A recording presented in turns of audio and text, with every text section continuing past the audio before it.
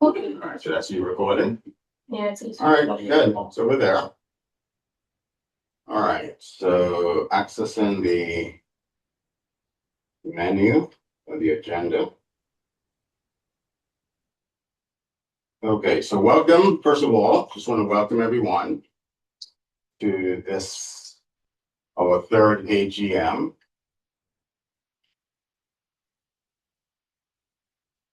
And though we may not have all the members that said they were going to be here, they haven't gotten into the room.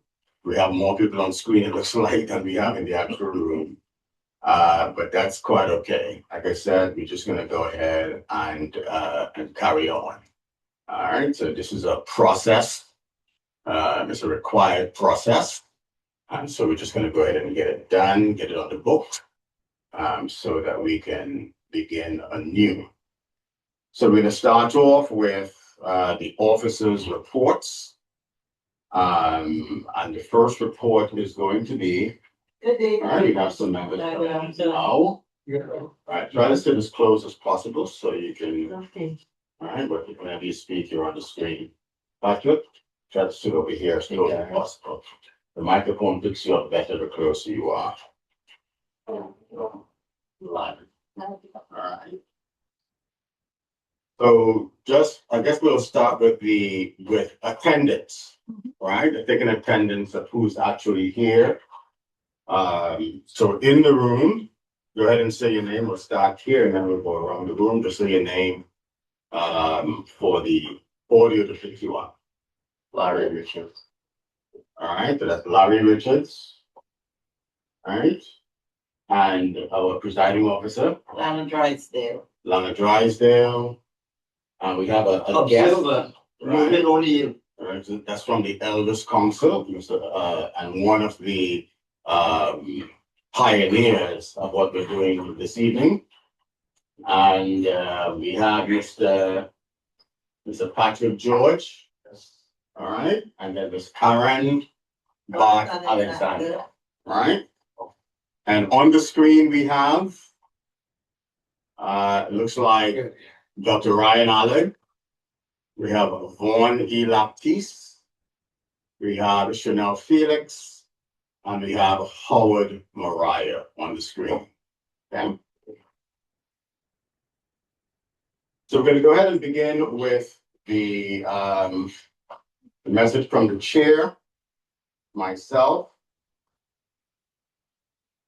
And I'm going to begin by giving a brief history of CivilNET, how we got started, and then I'll go from our last AGM 2024 to present. Okay. So this is the third AGM of Tobago CivilNET, and I actually entitled this AGM Passing the Baton, because that's exactly what will be taking place. The baton will be passed. Today is Friday, May 29th, 2026.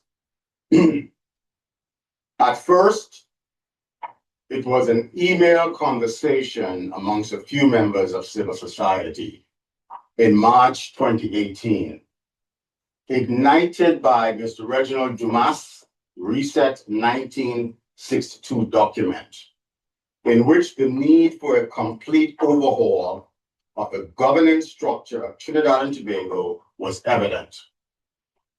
This email conversation evolved over the next 3 months when, towards the first week of June 2018, with the impending JSC consultations on Tobago's Self-Governance Bill 2018, the conversation reached an inflection point. The following email is indicative. Email. Tobago should establish a system of governance that is uniquely Tobagonian. If the House is designed to have 10 elected members, each voter should choose 10 out of the many candidates presenting themselves to the electorate. There should be no subdivision of Tobago into separate constituencies. Why don't we meet to iron out these matters face to face and avoid these emails? So that's the email that started everything. A few of us agreed with this sentiment. As a result, the following email invite was sent to those few from Mr. Reginald Phillips. Email: hello, fellow Tobagonians. The venue is 228 Sherburne Road, Buku. The time is 5 p.m. The date is Wednesday, 6th June 2018. Let us knock heads on this one. The ancestors expect nothing less of us. That was in 2018. Wednesday, June 6, 2018 would forever be etched in our story as the day the seed was planted that would sprout into Tobago CivilNET.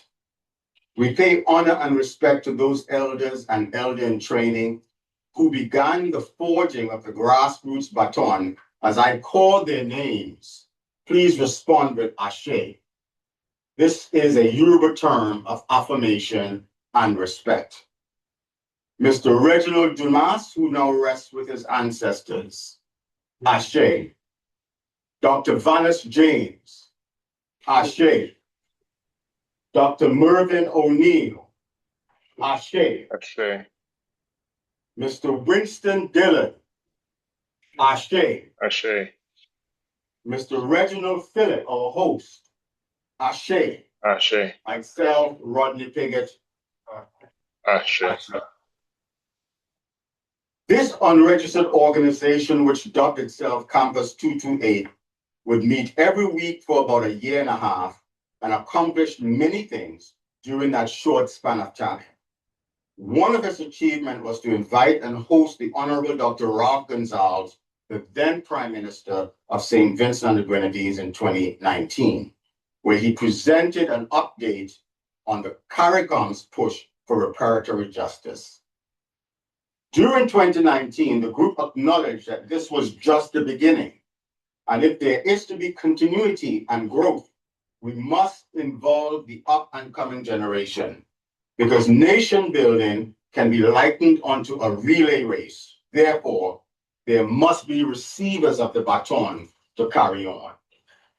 And so it was that the COVID-19 protocols in 2020 upended face-to-face meetings, and the new additions to Campus 228 had taken their place just in time to innovate our meeting space with online technology. The baton was subsequently passed to this second leg. As I call their names, please respond. Ashe. Xavier Edwards, Ashe. Dr. Ryan Allard, Ashe. Ashe. Latoyaa Roberts, Ashe. Ashe. Chanel Felix, Ashe. Ashe. Sean Bigot Hutchison, Ashe. Ashe. Shirley Cook, Ashe. Ashe. Rodney Piggott, Ashe. Ashe. The elders passed the baton. They continue to support and advise. This group of mostly young, innovative minds would go on to navigate Campus 228 into Tobago CivilNET, completed the arduous process of registration and opening a bank account in 2021. I know many of you who are here remember that process. Much work was done in bringing pertinent information to the people, chiefly in the people activity areas of politics, holistic health, and education. In keeping with one of our purposes expressed in our bylaws 3.3, we partnered with the Tobago Council of Elders on many projects ongoing into 2026 in an effort to strengthen the positive impact of civil society. From 2024 to date, we have planned and executed 2 THA performance surveys in collaboration with the Tobago Council of Elders, planned and executed 2 AGMs, planned and executed a 4-part series on crime titled Turn the Tide on Crime. A rapporteur report was subsequently dispersed to the public. Video replay available on our YouTube page. We successfully filed 2 annual reports and 1 NPO annual report with the RGD. We are currently fully compliant. Planned and executed conversations with the chief for the THA elections of 2026 in collaboration with Tobago Updates Television, assisted in planning and executing the Tobago Remembrance Day held June 14, 2025. Planned and executed Tobago Town Hall Assemblyman 4-year review in collaboration with Tobago Channel 5 towards the end of 2025. And the work continues. As a 100% volunteer NGO, CivilNET has been through much, yet we continue to strive towards promoting a thriving Tobago built on the cornerstones of individual liberty, economic freedom, and accountable government. We believe that these principles are essential to creating a society where everyone has the opportunity to reach their full potential. Our motto is, let us all pull together. This is the meaning of the Kiswahili term, Harambe. We firmly state that if a Tobago is to rise to its full potential, the Tobagonian must strive towards becoming the greatest version of themselves. This pulls at personal responsibility for the success of the whole. In 2021, there were those who held the view and shared it with me that an organization like CivilNET will not survive in Tobago. Too much fight down. Black people can't get along. We can't build nothing together. We were given 6 months. I remember that conversation very well with one of Tobago's most prominent people. All they didn't ask him was 6 months. 6 months to survive. Welcome to our 2026 AGM, where we once again pass the baton.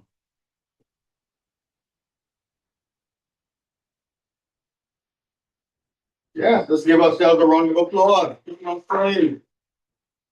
It's 6 months that tell us you'll be here. So it's 2026. That was 2022. That was 2021. You all have 6 months. You didn't last in 6 months. Organizations like you all don't survive.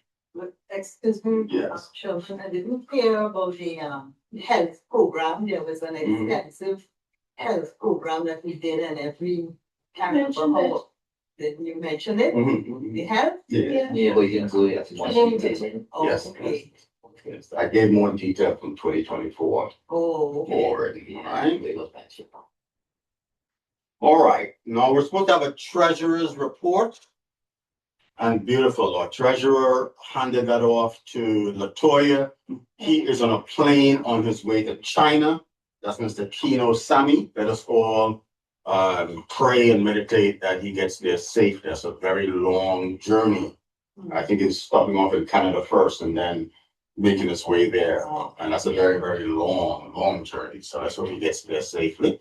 And so I'll turn the floor over to Latoyaa Roberts, who will give the treasurer's financial report. So team, I was only privy to this 2 hours ago, so to me it's a team effort to just look at what is shared. It's a really well done report, but I did not get to go through all the details. Let's see if the screen comes up. Okay. So it was submitted by Kino Sammy, who has been the treasurer. The period is from January 2024 to 20th April 2026. Our current bank stands at Republic Bank, so that is what the report is referenced. And obviously it's subject to any auditing that is needed. So he would have summarized a financial snapshot, letting us know what was the opening balance as of the 1st of January 2024, and then what is the final closing balance date as of 20th April 2026. So current account at the bank stands at $11,160.13.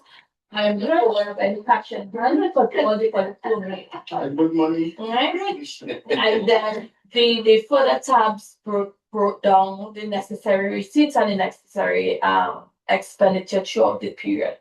I will go to the next slide because he was a bit more detailed. So from 2024, he would have estimated where the income came from in terms of the largest amount of income in 2024 was the sponsorship from Eastern Credit Union.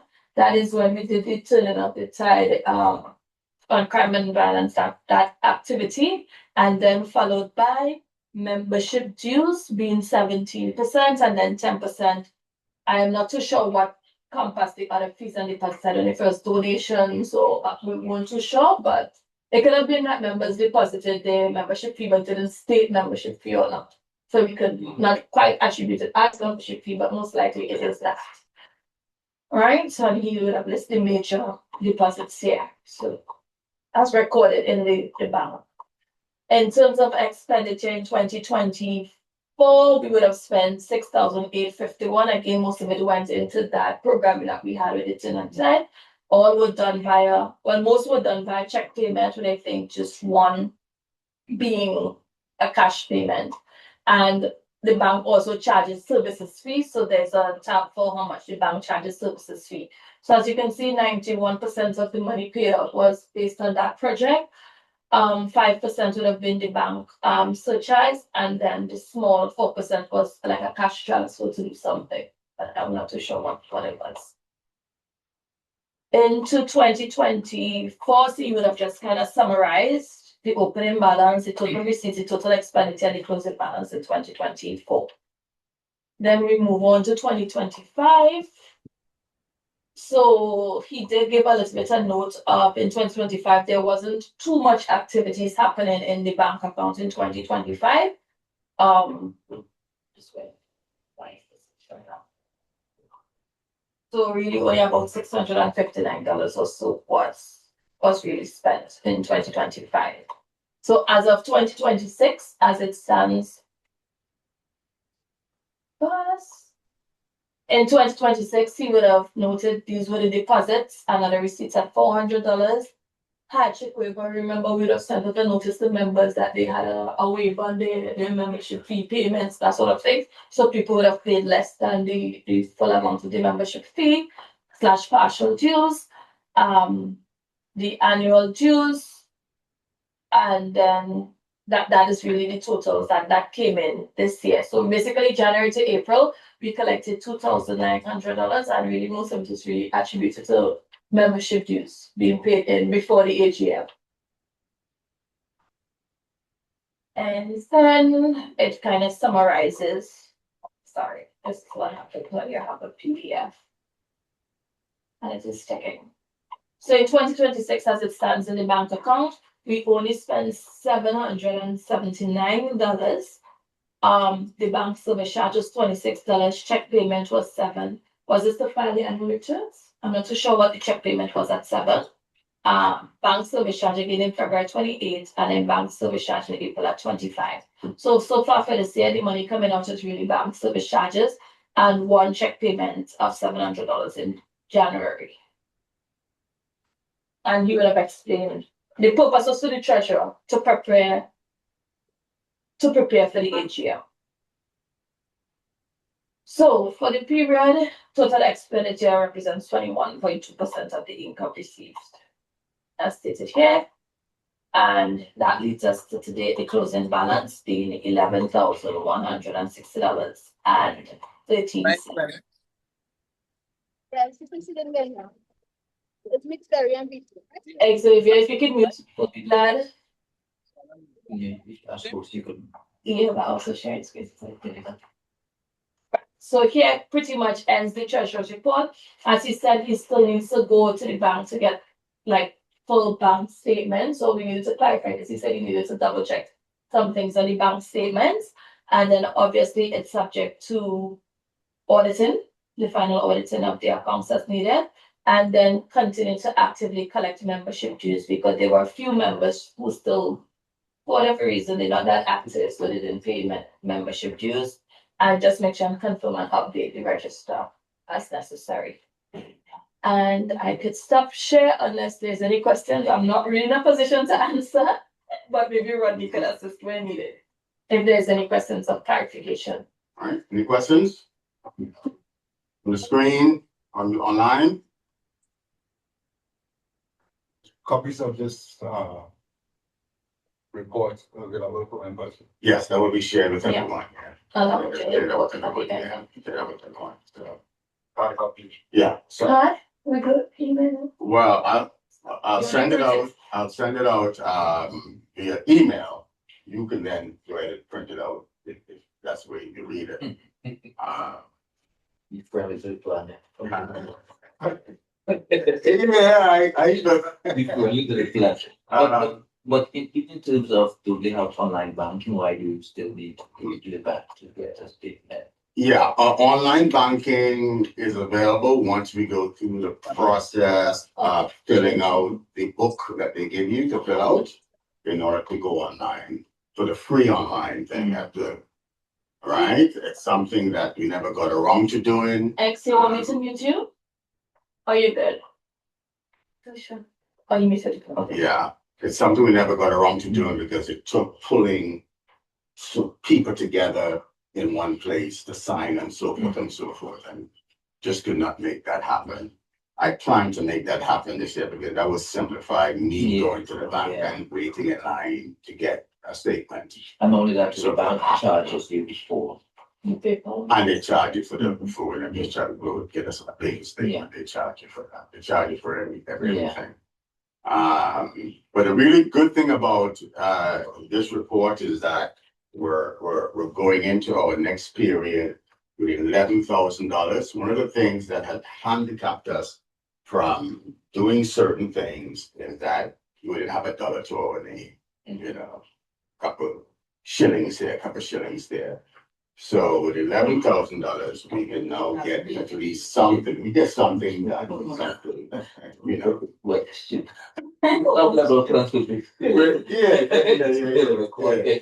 we have never do something. And members are being very good at paying the dues. We have 19 dues paying members, actually 20 members now.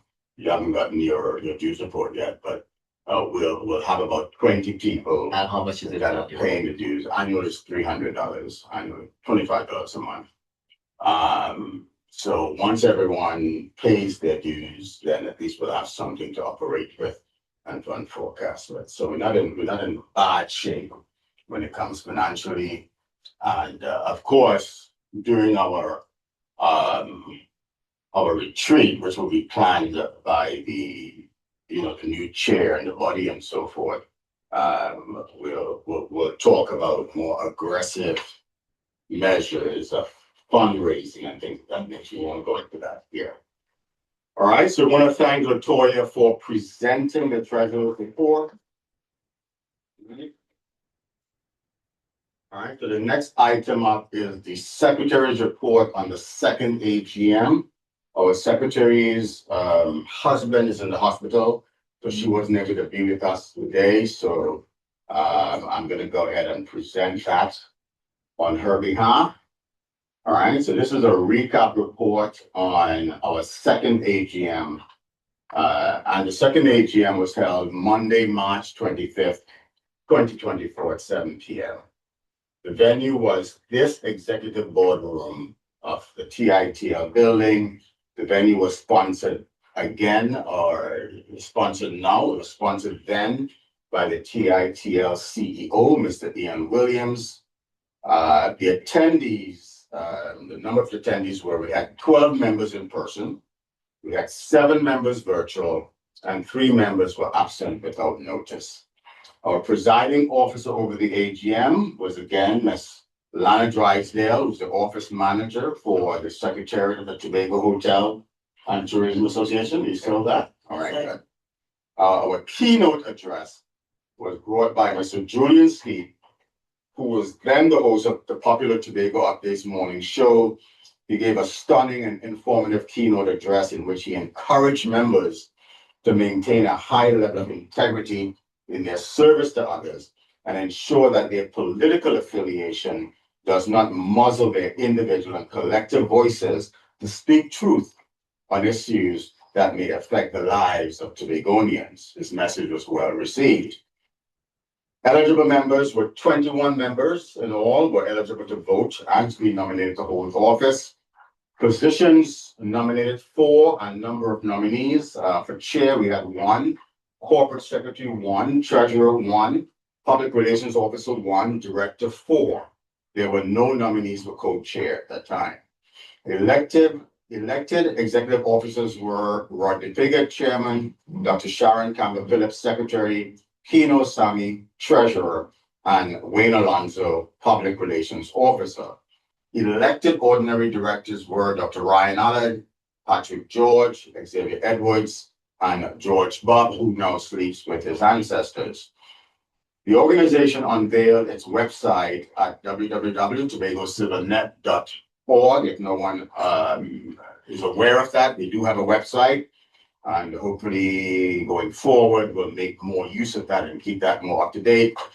This is intended to allow for greater documentation of information on its many activities accomplished, ongoing and upcoming, as well as other information which may be of relevance to Tobagonians. The second AGM of Tobago CivilNET concluded with light snacks by Annie's Dessert Parlor and some good Tobago homemade wine by Karen Boatswain. This concludes the recap report for our second AGM. Any questions on that? That's correct. All right, very good. No questions? All right, moving right along. All right, committee reports. We really have no reports to make from the committee. The holistic, health and wellness committee, we call the Holistic Health Awareness Tobago Committee, or what, was very active in 2023. And since then, we sort of sputtered, but never got our engines revved up enough to get started on some other projects. A project that we have on the back burner that we would definitely bring to the front burner is a holistic health fair. We know about health fairs where traditionally, they check your, blood pressure, your numbers and things of that nature. This health fair, what we have in mind for this health fair is other things other than the medical. We want to bring in some practices such as yoga, Reiki, iridiology, where people read your eyes and so forth. It's a reflexology, massage therapy, chiropractic practices.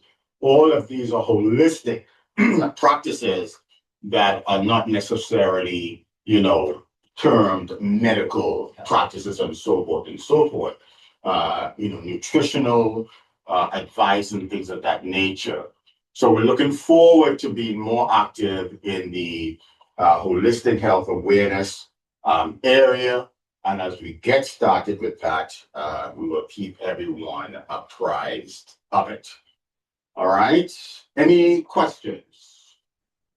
No. Sounds really good. You guys hear me? Yes, go ahead, please.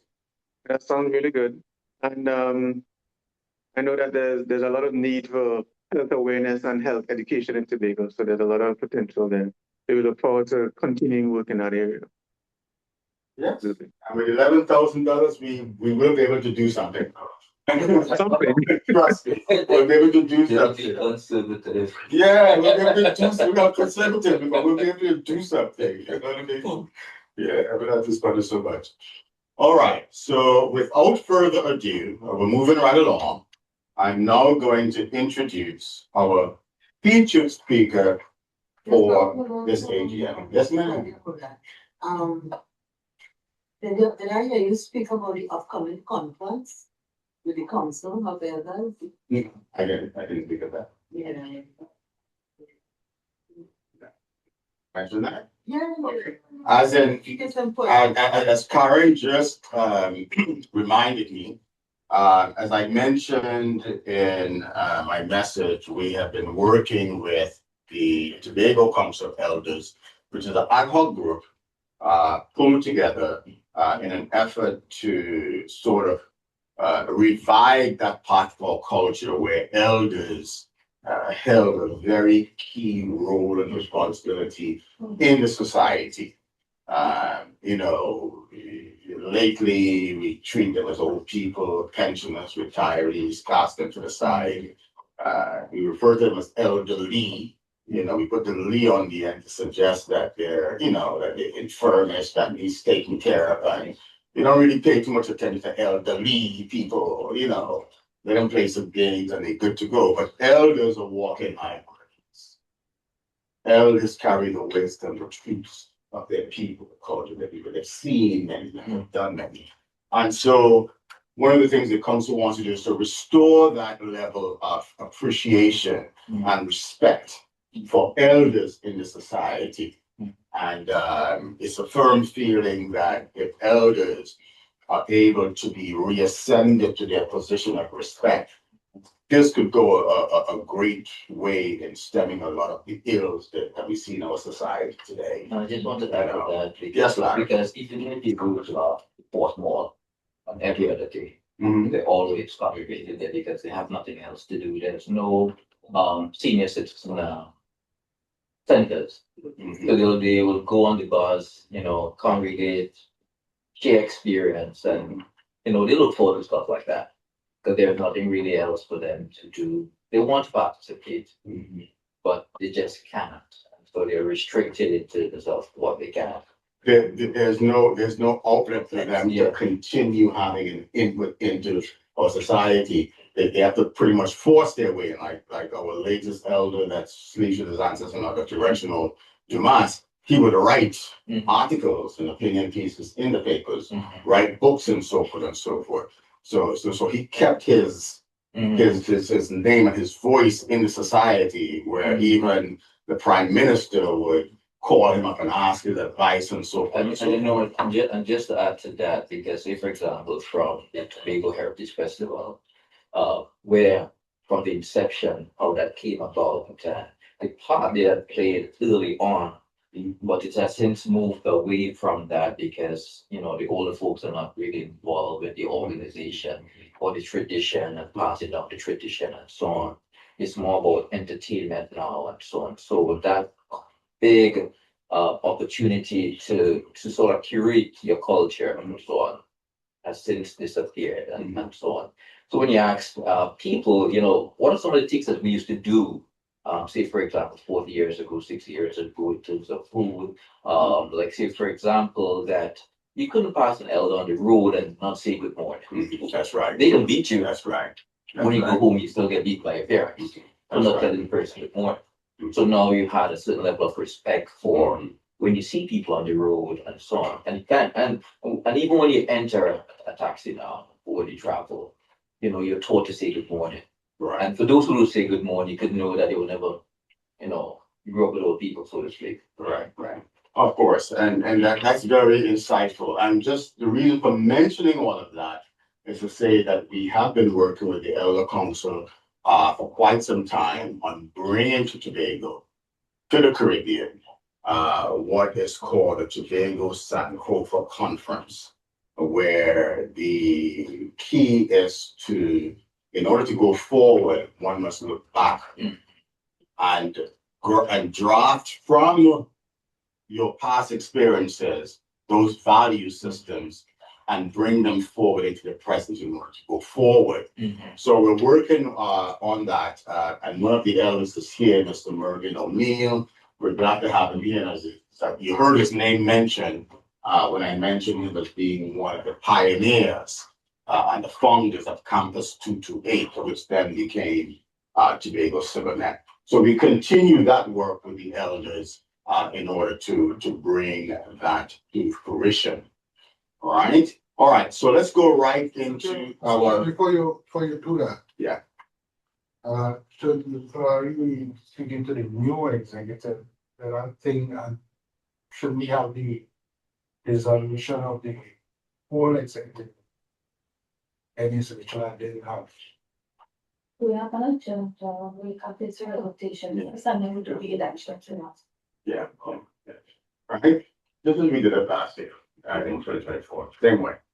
All right. So I'm going now to introduce to you our featured speaker for this evening.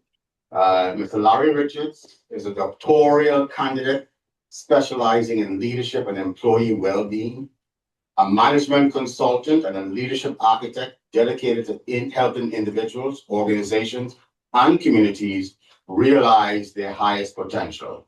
He brings to this platform not only the rigor of an academic inquiry, but also the practical insight gained from years of working alongside leaders navigating complex, high-stakes environments. His work is anchored in a deeply held conviction that the strength of institutions is inseparable from the quality of leadership that shapes them. He believes that building institutions worthy of the people they serve is among the most consequential responsibilities of any generation. Through his research, consulting, and thought leadership, he seeks to advance more human-centered, resilient, and transformative approaches to leadership, organizational culture, and collective progress. Ladies and gentlemen, brothers and sisters, Mr. Larry Richards. Thank you, Mr. Piggott, and good afternoon to people in person and those online. And today I want to speak about from reputation to readiness, building the civic institution Tobago needs. All right.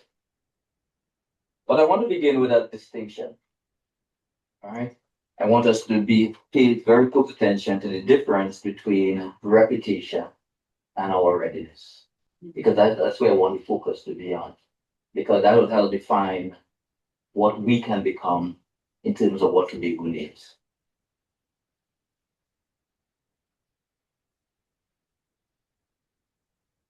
Now, reputation is what people believe about you. It is the story that others tell when your name is mentioned. It's the impression you leave in a room after you have left that room. Reputation is perception. And perception, as we know, can be powerful. It opens doors. It commands initial respect. It gives an organization a seat at the table. Readiness is something entirely different. Readiness is what you are actually prepared to do when the moment demands it. Readiness is capacity. It is capability. It is the internal architecture of an organization that allows it to function with discipline, to deliver with consistency, and endure with integrity. One is a matter of image, the other is a matter of substance. We have to determine which one we want to be. And in moments of real consequence, when the stakes are high, when the future is unwritten, and when decisions made today will echo for years to come, only one of them truly matters. Tobago is in such a moment. We are not merely passing through a routine political cycle or standard administrative phase. We are at a critical juncture in our island's developmental history. The conversations we are having today about autonomy, about economic resilience, and about social stability and other governance are not abstract. They are the conversation that will define the lived reality of the next generations of Tobagonians. In this context, the institutions that guide, challenge, and support our society must be more than well regarded. They must be ready. We are navigating a period in the life of this island that demands more than just good intentions, more than an inspiring language, more than well-attended events. We are navigating a period where trust in institutions is not guaranteed, where public confidence must be earned, not assumed, where citizens are watching and asking not just what organizations say they stand for, but whether those organizations are actually capable of delivering on their promises. Across our communities, there's a growing awareness, sometimes spoken, sometimes felt, that development is not only about politics, policies, projects, or promises. It is about trust. It is about credibility. It is about whether the systems and organizations around us are capable, accountable, and genuinely acting in the public interest. When trust in formal political structure wavers, or when the pace of institutional change feels inadequate to the challenge we face, the burden falls on civic society. It falls on the civic space where citizens gather not as partisans, but as stakeholders in a shared future. And this is precisely why CivilNET matters. Not in theory, not in aspiration, but no, in this moment, in this season. CivilNET represents something that is increasingly rare, yet absolutely essential. A credible, independent civic space where citizens can engage thoughtfully, contribute responsibly, and influence the directions of Tobago's development in a meaningful way. We have seen glimpses of what this looks like in practice. We have seen CivilNET organize nonpartisan candidate discussions that reach tens of thousands of Togonians across digital, radio, and television platforms, giving citizens information they need to make informed choices. We have seen it convene public information. We have seen it convene public education forums on health, governance, youth development, and tourism. We have seen it lead a critical symposium on crime and violence, bringing together voices from across the Caribbean and beyond to address one of the most urgent threats to the peace and stability of this island. We have seen it conduct surveys and publish public opinion data that holds our leaders accountable and give our citizens a voice. These are not small things. These are the actions of an organization that understands its purpose. Do you agree? Yeah, amen. These are the actions of an organization that recognizes that democracy is not an event that happens every 4 years, as some people believe. It is a practice that must be sustained every single day. But understanding purpose and sustaining it are two very different things. To understand what is required of us, we must first understand who we are.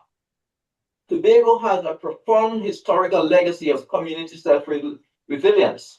Long before modern language of civil society organizations or NGOs entered our vocabulary, the people of this island understood that survival and progress depended on collective action.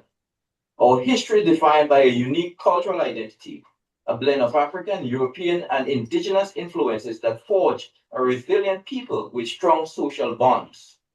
When formal systems failed us, or when the colonial and post-colonial structures marginalized our needs, Tobagonians did not simply wait for rescue. We organized. We built community structures. We relied on the village councils, the cooperative traditions, and the deep-seated belief that we are responsible for one another. Think of the legacy of leaders like A.N.R. Robinson, who understood that Tobago's development required not just political representation, but the institutionalization of our rights to self-governance. The push for the Tobago House of Assembly was, at its core, a civic movement, a demand that the people of this island have the institutional capacity to manage their own affairs. That is our heritage. We are the inheritors of a tradition that says, when the community needs a structure, the community builds it. We must ask ourselves, are we honoring that legacy today? Are we building the modern equivalent of those resilient community structures? Or have we allowed ourselves to become passive consumers of governance, waiting for the state to solve problems that require a whole of the society approach? CivilNET is not a new idea. It is a modern expression of a very old Tobagonian tradition. It is the continuation of our historical mandate to organize, to advocate, and to build. If history tells us that we must organize, global evidence tells us what happens when we do it well. As a scholar practitioner, I do not deal only in aspirations, I deal in evidence. And the research on national development, particularly in small island development states and post-colonial societies in the Caribbean, is unequivocal. The data shows us that governments alone cannot drive sustainable development. The Caribbean Studies Association and United Nations have repeatedly documented that in small island communities, civil society organizations perform critical functions that states simply cannot manage alone. They provide social services, they build community resilience, they drive local economic development, and crucially, they enforce accountability. Research demonstrates that states with a vibrant, disciplined civic society has better public policy outcomes, lower levels of corruption, and higher levels of citizen trust. When civil society is weak, development stalls. Have we seen any evidence of this? Yes. When civil society is strong, development accelerates. We've been accelerating. Not fast enough. Right. But the research also carries a warning. The organization that actually drive this transformational change are not the ones that merely protest or publish press releases. The organization that change nations are the ones that possess institutional capacity.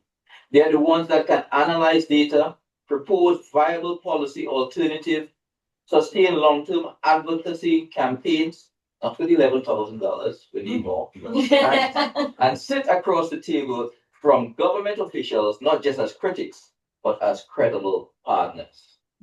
This is the difference between a pressure group and a civic institution. A pressure group reacts to the agenda. A civic institution helps set the agenda. Do we want to set agendas? Yes.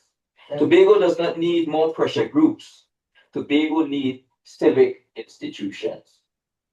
And this brings us to a difficult truth. There is a tendency, a deeply human tendency, to believe that because an organization stands for something meaningful, it will naturally continue to exist and to matter.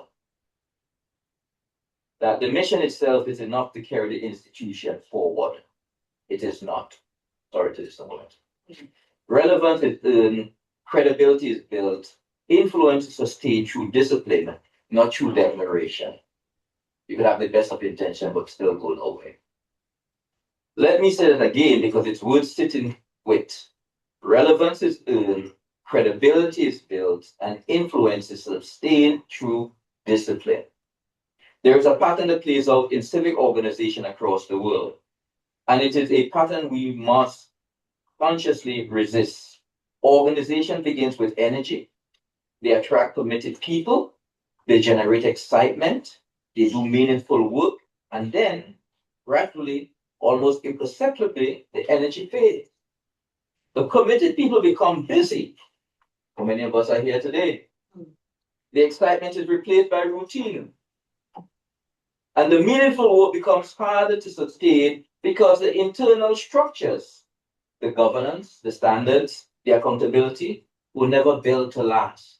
And this is where these provide opportunities where if we want to last, these are some of the areas we definitely have to work on. They become known, but not capable.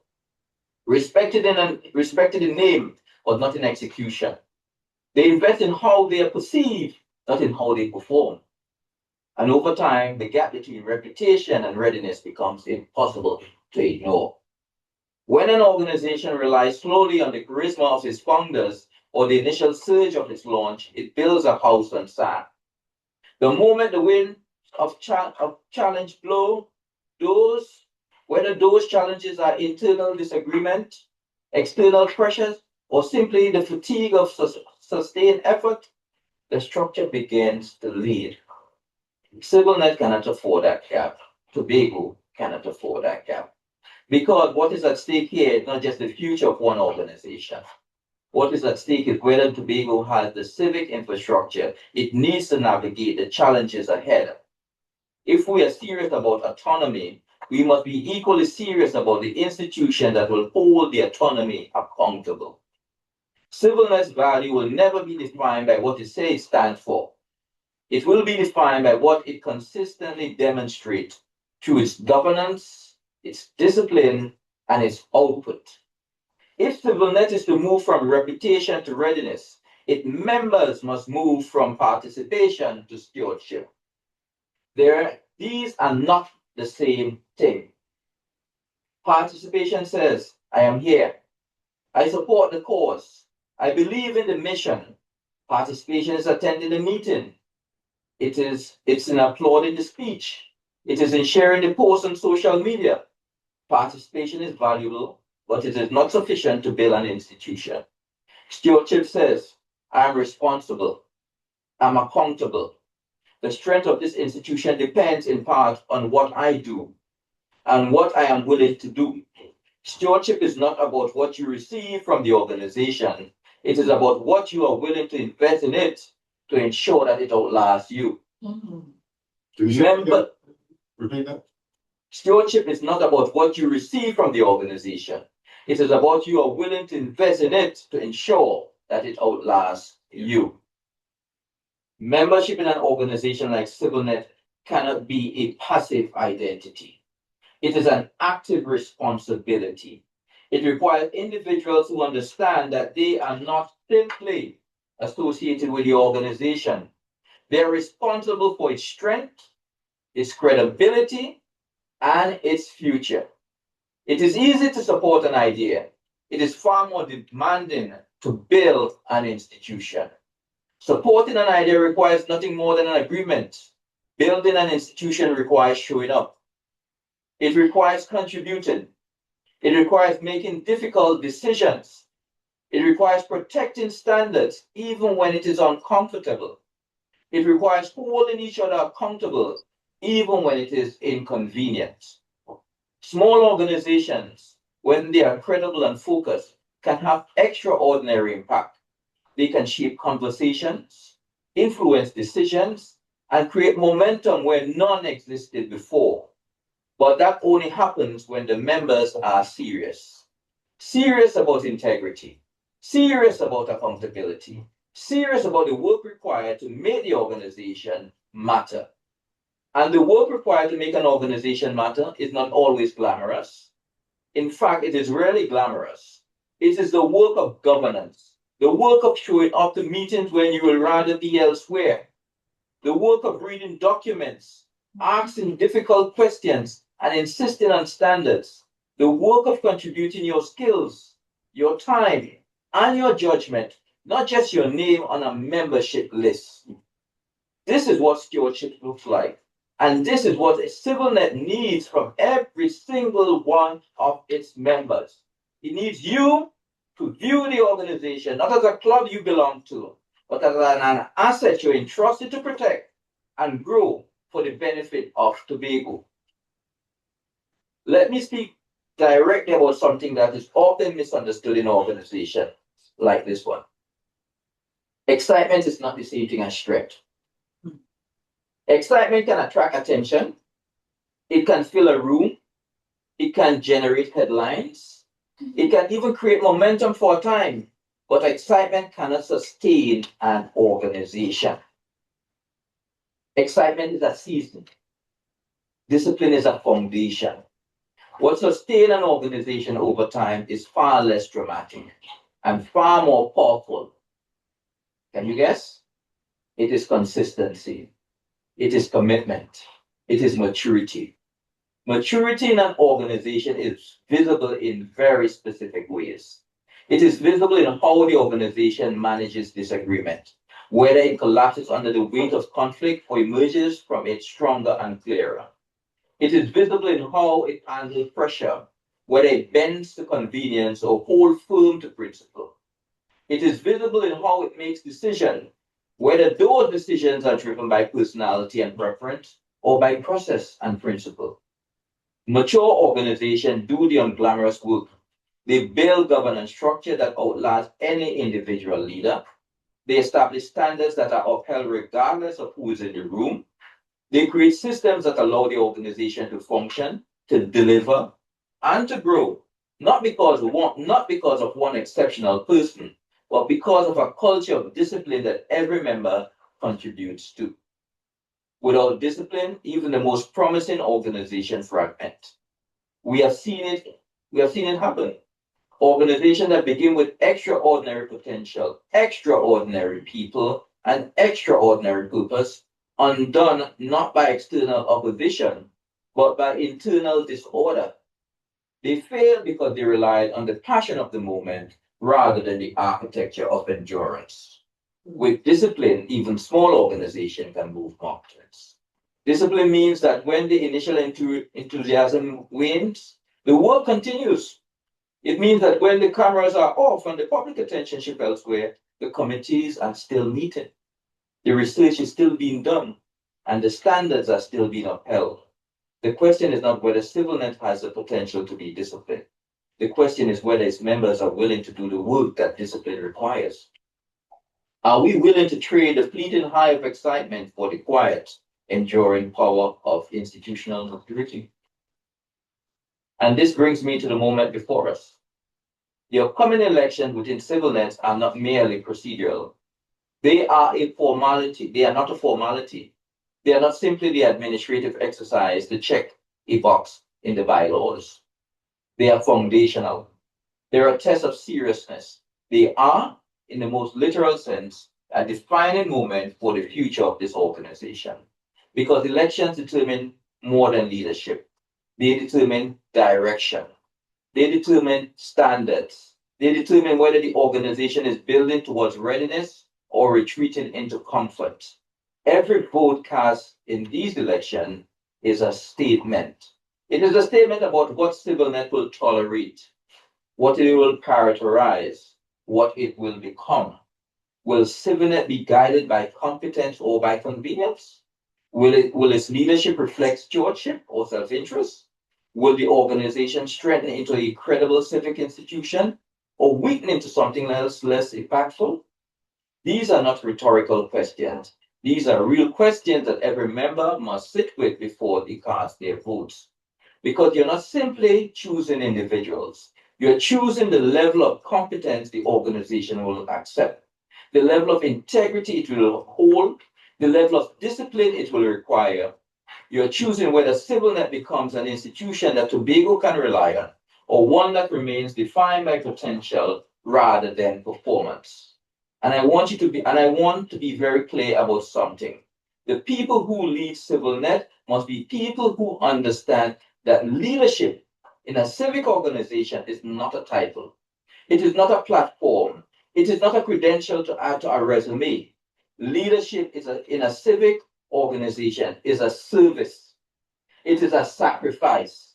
It is a commitment to put the mission above personal interests, to put the organization above personal ambition, and to put the people of Tobago above everything else. Choose leaders who understand that. Choose leaders who have demonstrated that.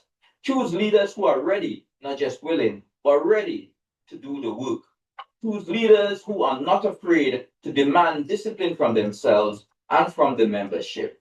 Choose leaders who are building for a future they may not even be around to see. Let us choose with a vision, not a fantasy, not an abstraction, a real, achievable, necessary vision of what CivilNet can become and what Tobago needs it to become. Tobago does not simply need more voices. We have many voices. We have passion. We have people who care deeply about this island and its future. We have no shortage of opinions on what is right and what needs to be fixed.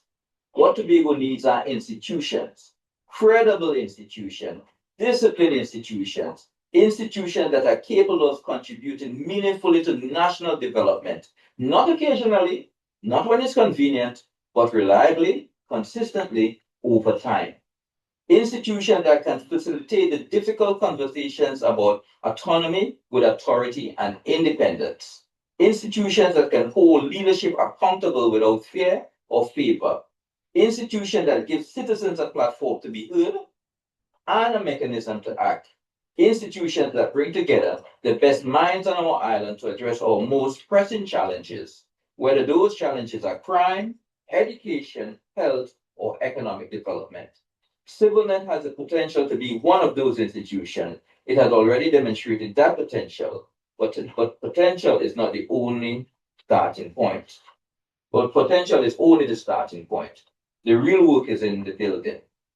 Building systems that outlast individuals, building standards that define the organization's character, building credibility over time through consistent principles and disciplined action.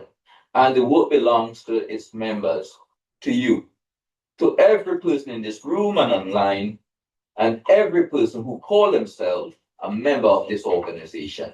So the question is not whether CivilNet has a good reputation. The question is whether it is prepared to become ready. Ready to lead, ready to contribute, ready to endure. Because in the end, Tobago will not be shaped by what we intend or what we admire or what we aspire to. It will be shaped by what we build, by how well those institutions are prepared to serve. The responsibility is clear. The moment is here. The choice is yours. Let us choose. Let us choose with discipline.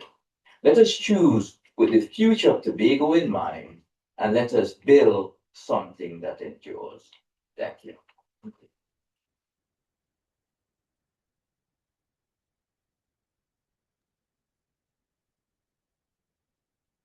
Hopefully get a copy of that. And we actually have that recorded. All right, so that was Mr. We did Larry. an article printed also or text of that for our website. Can you send us a copy? Yeah, definitely. So everyone really got some inspiration from that, some messages from that. I know it was a lot to digest, and so, but the mind picked it up. It went into the mind, and over time, you know, pieces of it will seep out into your consciousness and so on and so forth. You won't be able to, you know, just bring everything up and remember everything at once, but it went in. And he made some very, very, very useful contributions for us here to listen to. And I know during our retreat, we will definitely be looking at some of the things you mentioned to chart the way forward. So that was very, very encouraging. Let's give and yes, please. Could I just indulge? Four things, you know, I did during the reason. Not out at me. You might be up okay, but I'm curious. How do we as a society practice democracy daily? Right? Then the other thing was trust. And when we talk about trust in this society, it seems to only refer to politicians at that level of trust. Right? It may extend, I think, to all areas. Yes. And you know, you talk about systems and institutions. But I say, well, we have a lot of institutions here. The issue of that? Well, I wonder if it's trustworthy, are they functional? And then even within our setting, we're recreating the institutions as institution. Right. What then would make it work functional? Right. Work. So let me go back to the first one about democracy. So that's always fun. Yeah. Right. I want to be short on this because I want to save this kind of conversation for the retreat Yes. where we'll have like 4 to 8 hours Yeah. ahead of us to really get into some deep conversation. Lana is pressed for time.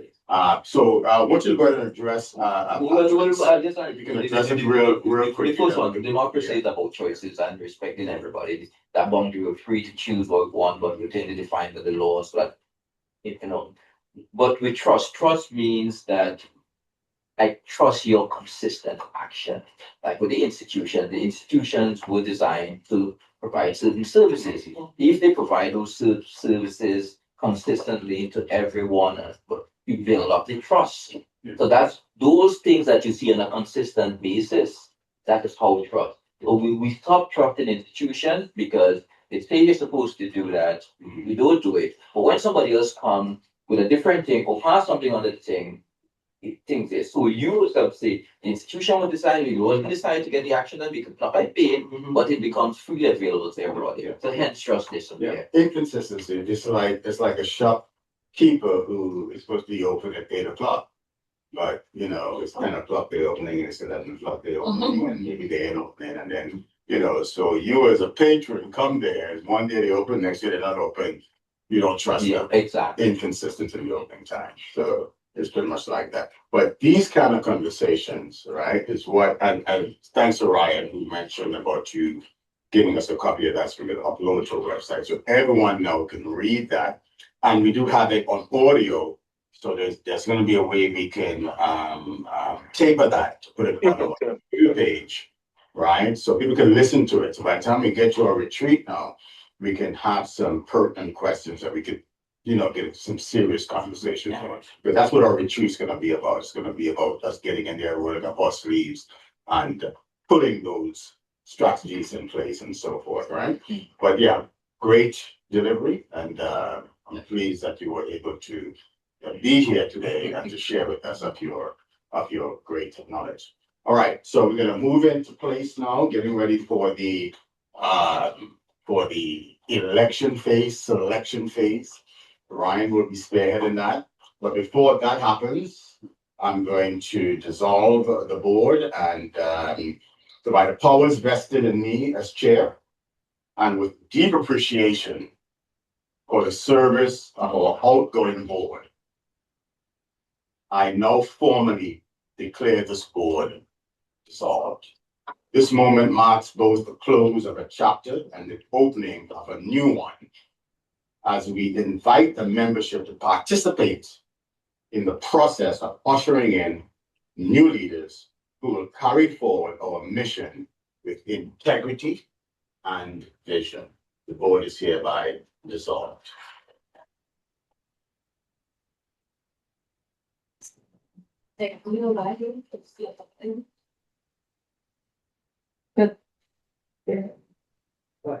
Yeah. All right, good afternoon, everyone. Those on the Zoom, thank you for having me. Mr. Piggott, once again, another year here with you all at the AGM. I mean, moving forward, this is 3 years. Can't believe it's 3 years already, but thank God for that, and I'm happy that the organization is spearheaded quite nicely. Okay, let's jump into the election of the new board with the process as liaison with Ms. Dr. Allard.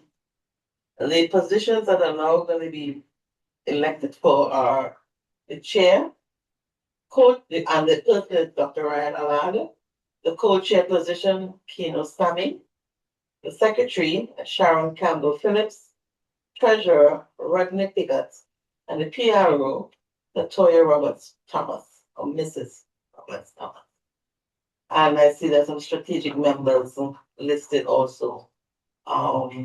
Ms. Karen Bart-Alexander, Patrick George, Vaughn Laptiste, and Xavier Edwards. Okay, I was told that most of these positions are single and they were nominated prior. So, Latoyaa, can you help me with the tally? No, how many?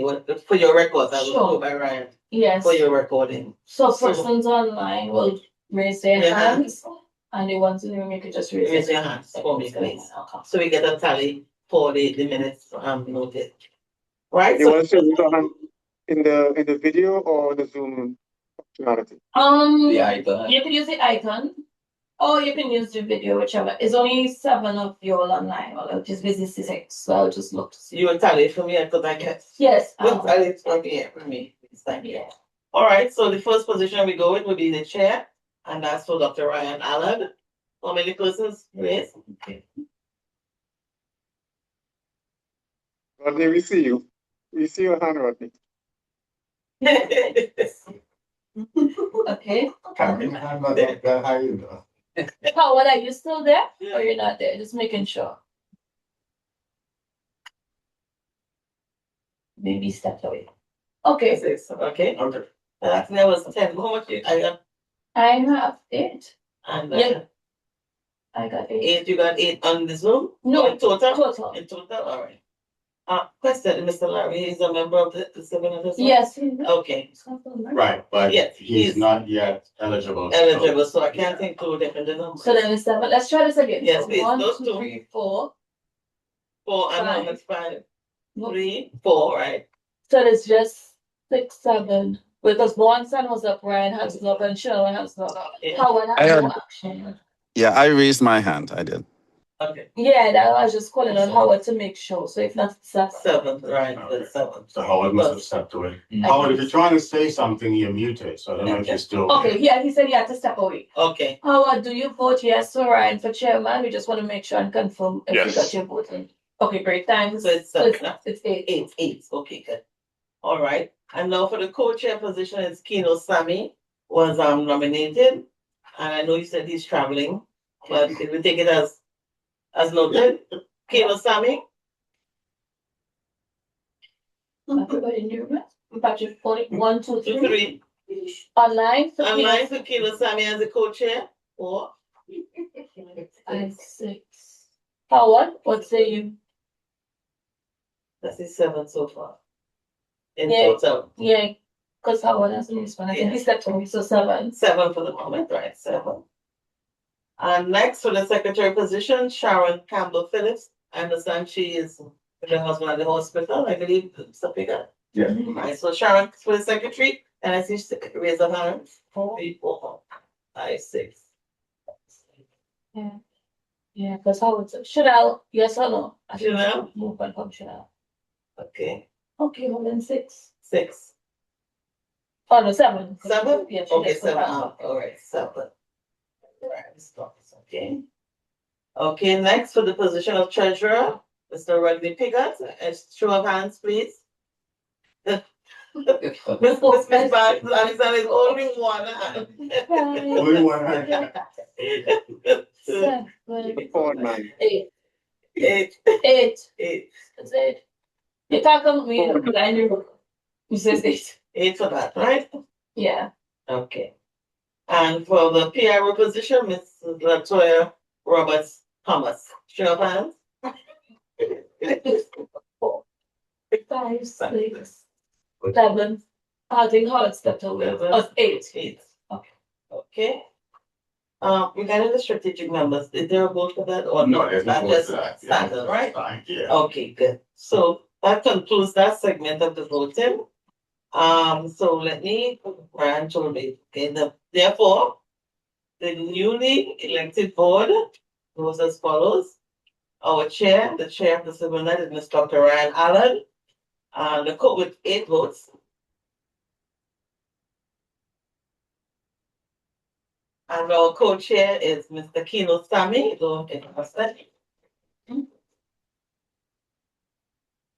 and for the secretary position, Mrs. Sharon Campbell-Phillips. And for the treasurer, we have Mr. Rodney Piggott. And for the PRO position, Mrs. Latoyaa Roberts-Thomas with 8 votes. And I think I mentioned who the strategic members were already. Do I need to state them again? Or- Just for Yeah. Just for your record, to say the strategic members are as follows: Ms. Karen Bart-Alexander,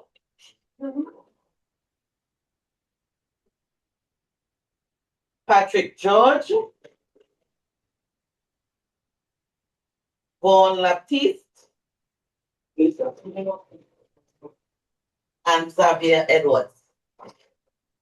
They're all perfect. And they're all present. Yeah, Okay. online and. You're present, yeah. Thank you, and that takes care of the election. He's, I think he Yeah. dropped out. He's in the shop there. Yeah, he And- stepped out. And also, I think now it would be for the chair to give a few words. Yes. Mr. All Allard, right, so, I hand it back over to you. thank you. Thank you. Thank you, Lana. Thank you, Ryan. Thank you, everyone. Well, this has been quite an interesting day, quite a good session. And I'd like to thank you all for being present, contributing to today's meeting. There's a lot for us to think about after all that was shared, all that was, discussions that have been begun and that will continue. But before we get to all of that, I want to thank the outgoing board. I know that there's been a lot of work done over these last couple of years, from Rodney, leading us and pulling us sometimes when we need to be pulled, to get things done at the organizational level, all the way through to all of our members of the board who have been giving you on service sometimes when it's difficult for them personally. and for all other members who are not necessarily in the past, didn't necessarily have a role, a formal role, but were still contributing in what way they could. And I think that has brought us to the point where we are today. I want to thank you all for what that has been, right? So as Larry said, there's a lot that we need to be thinking about and how we've gotten to where we are and where we need to go and what we need to become for Tobago to have that institution, that strong institution that it needs to move forward.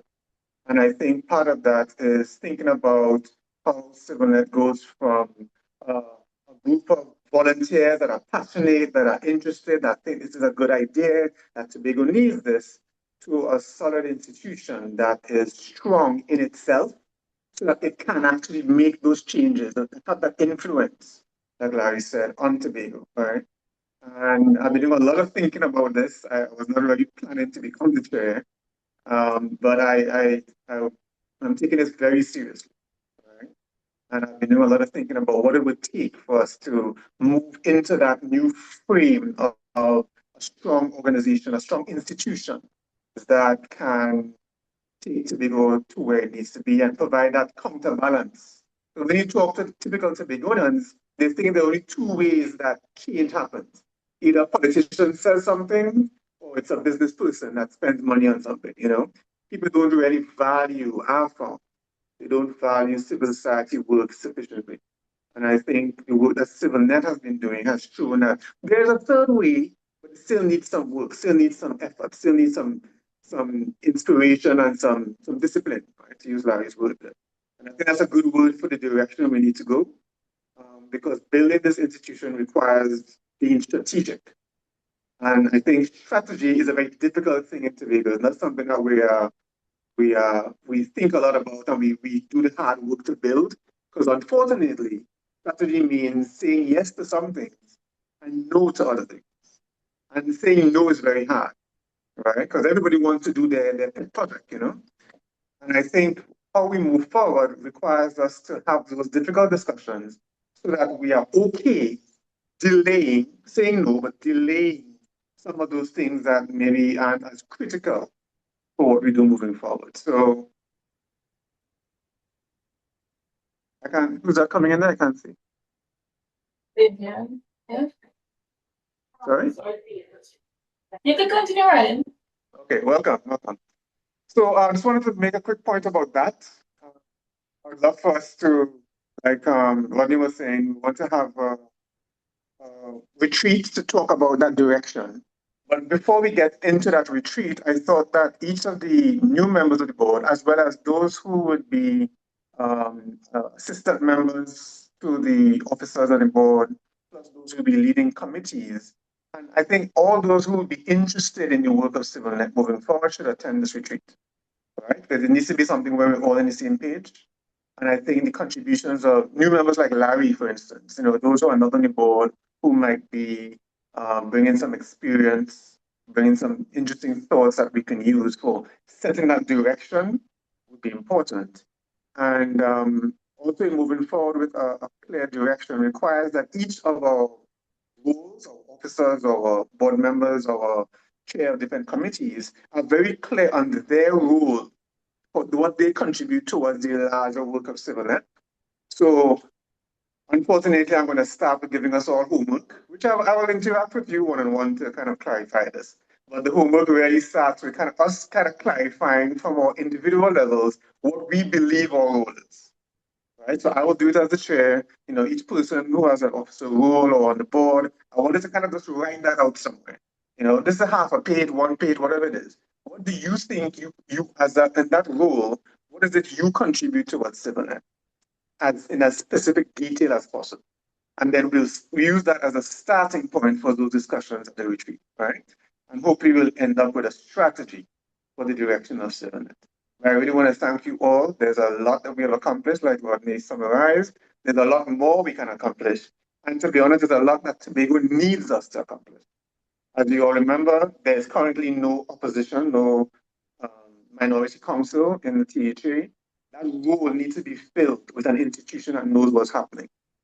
And I think we can do some of that also, not all of it, obviously, but I think we can be part of that, but it requires us internally to be a strong organization, right? So I think our focus moving forward in the next 6 months or so is to steer us towards that strong organization, and then we can move forward with building Tobago.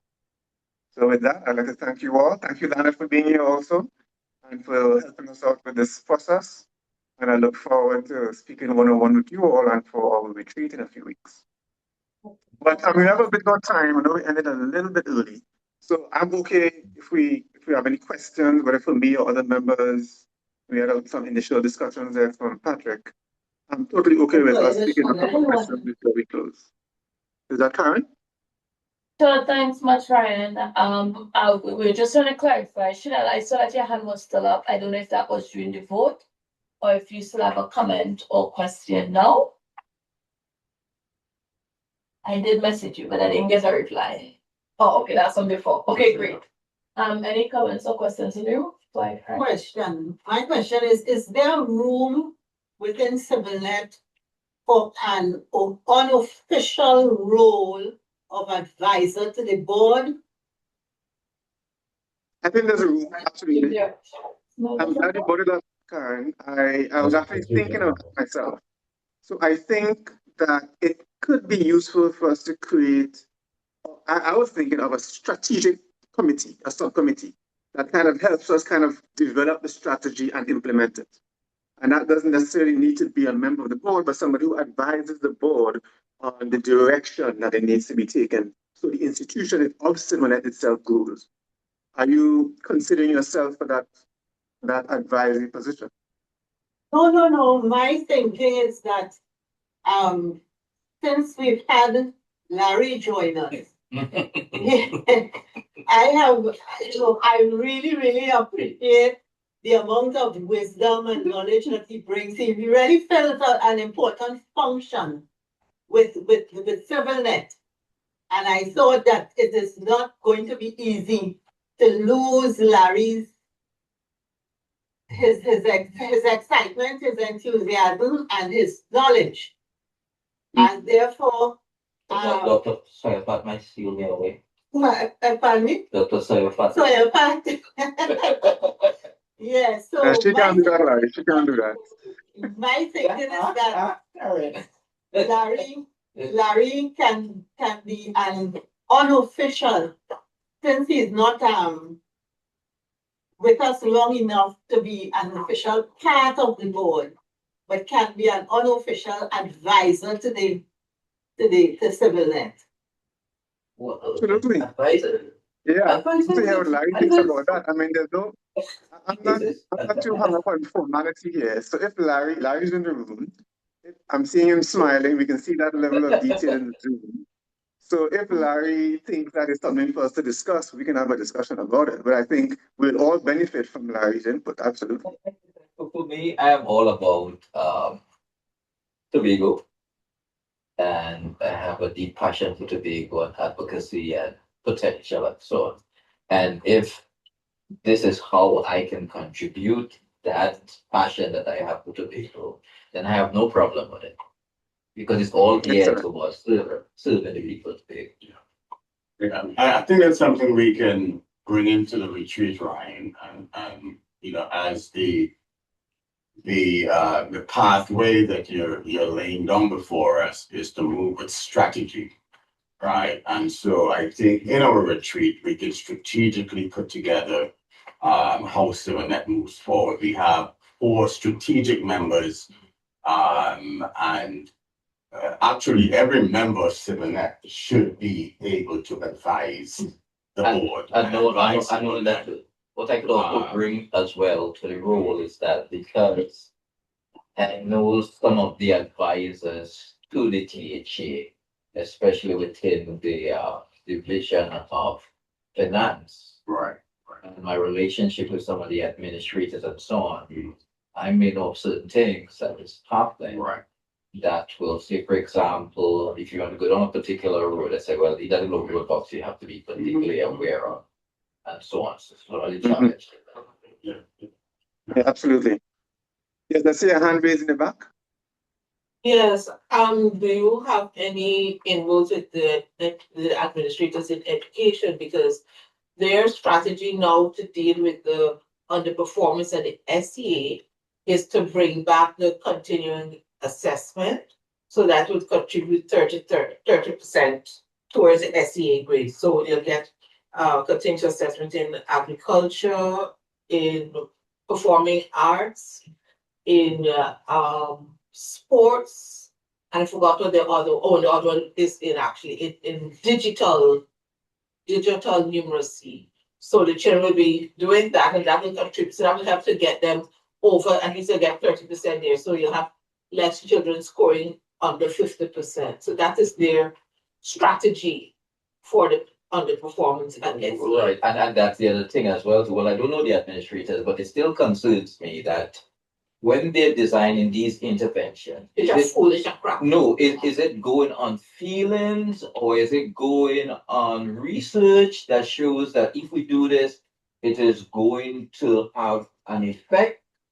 Or is it that somebody's just making up stuff as they go along because they have nothing to do? And that's my concern, that sometimes we come up with strategies and interventions that is not grounded in something that has worked, has demonstrated that it can work.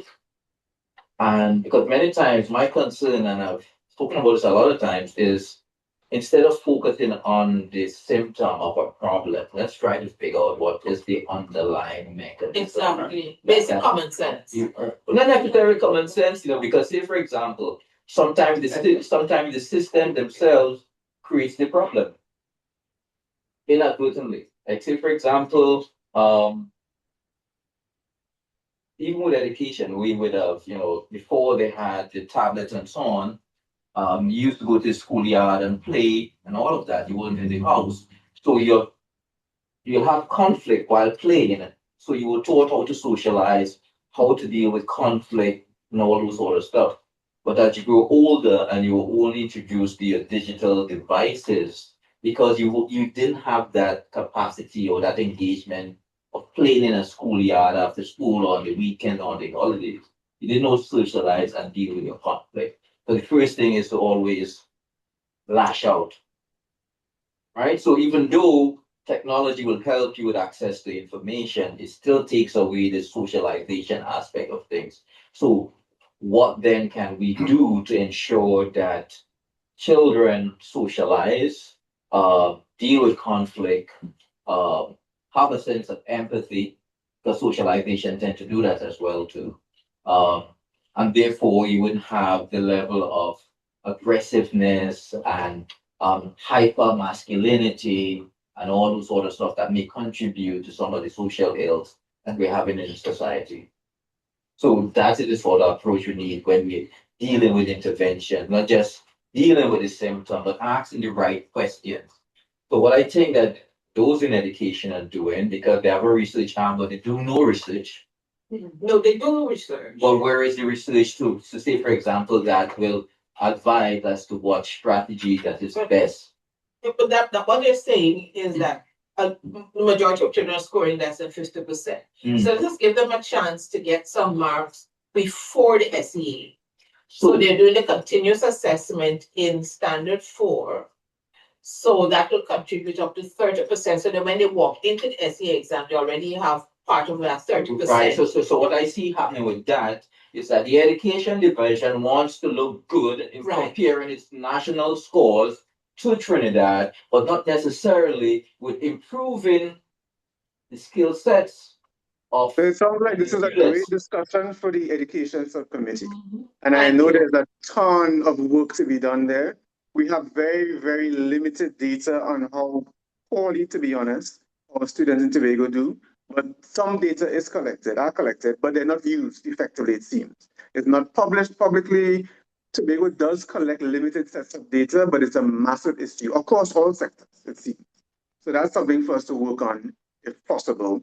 But that specific education element certainly is something that we should do on the education subcommittee. We do need a leader of the subcommittee. I've spoken to a couple of folks, and I think we should discuss very quickly who's going to take over that role. Because I think without that leader, it has been hampering the work of the subcommittee. Similar to, I think, some of the other committees that we've had in the past, like our Politics and Governance Committee. And, but I'm not sure if Rodney wants to talk about how we can revamp our what committee. But certainly there's some work to be done on these committees, and I think that's something we need to put in place quickly also. But I'm glad you brought that up, Vivian. Is there anything else anybody wants to raise before we end today's meeting?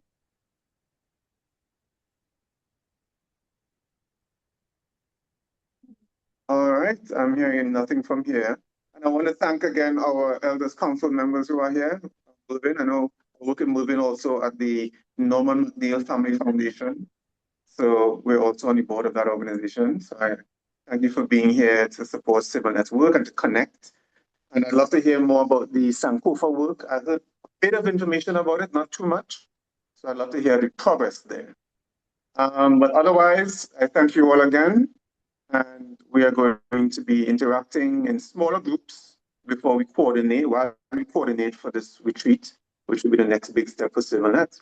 So thank you all. I know those in the room, you guys have refreshments. Online, we have no refreshments. I just have my bottle of water here. I'm going to have to let that deal do it. That's all. When might the retreat, when might it be? I'm sorry? When might it be? Yeah, no refreshments on the. I said no refreshments over here. Right? Karen, you asked when the retreat will be? When is it likely to be? Which month? Oh no, I'm thinking in about 4 weeks you should be able to have it.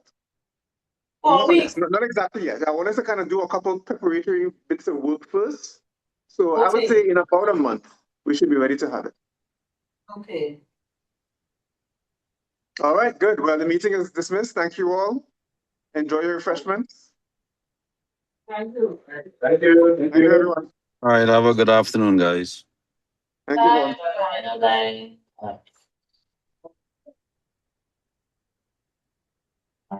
Nice, there's some refreshments there in the back. White